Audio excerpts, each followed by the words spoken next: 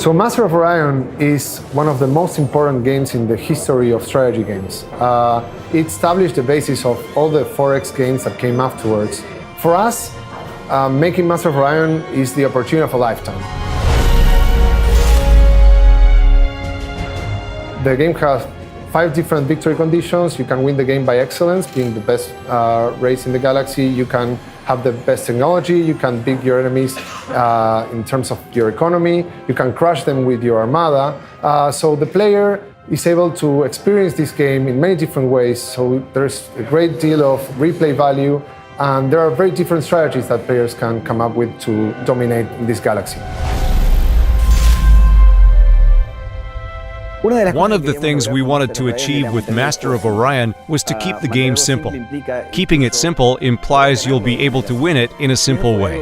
And that was something the game predecessors did in a very interesting way, having only the diplomatic victory, which was the pacifist way to win the game, or the conquest victory, which was the warlike way to win the game. We believe that, although those 2 victory conditions can be enough and are very interesting, there are other resources involved in the game, other currencies involved in the game, which also generate a different way of playing. Why not give the players the possibility of playing in a different way, and to express their gaming ways in a different manner, and in this way of distinctive playing, they can achieve a victory condition. Like that, the victory conditions are related to the resources, because we included the technological victory, which is related in some way to the quantity of research that a civilization can produce. The economic victory, which is related to the quantity of credits that a civilization can produce, which are related to the morale of the empire. And of course, we created another type of victory, which is the excellence victory, which is a victory that happens when the games are time limited, and when this limit is achieved, the player with the best score given by the other victory conditions, an accumulation of those, is the one who wins the game. Es el que gana la partida. Each race in Master of Orion has different attributes and perks, as we call them. When you're playing the Mechler, for example, you have all of these production boosts that allows you to produce faster, and so you can grow your armada and your colonies much faster. Other races like the Epsilon, for example, they always have a technological advantage because they research faster. But there's also a challenge of being an aggressive Cylon, or trying to pursue different victory conditions with the different races and the different perks. And also you can create your own custom race to customize your experience and to set your own goals. Finding a style for each race in Master of Orion consisted of taking each race in the game and highlighting the most important and characteristic aspects of each race. So we faced the challenge of making each race unique, but at the same time they had to be consistent, and one had to be able to differentiate them by color and shape, be it their characters or their ships.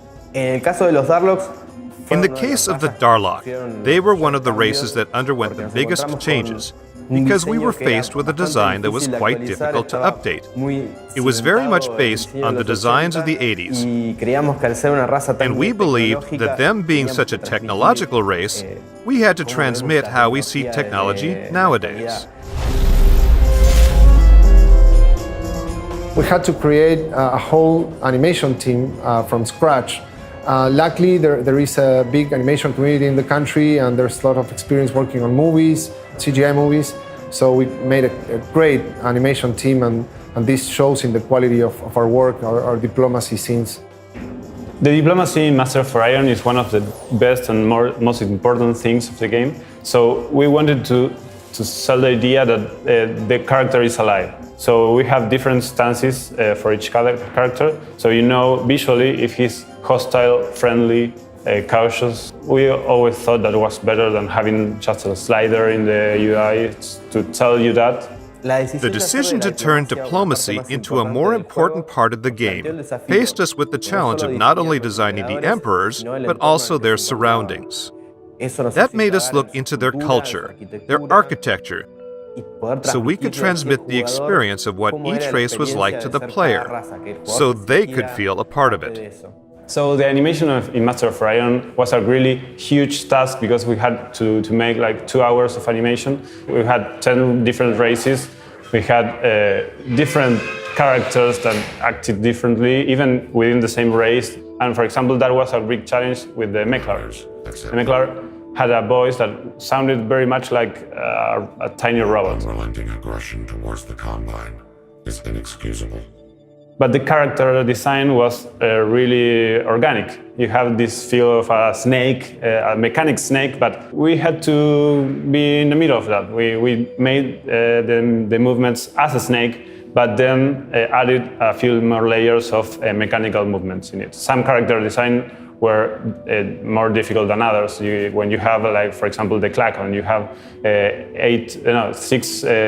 6 feet and 2 hands to work with.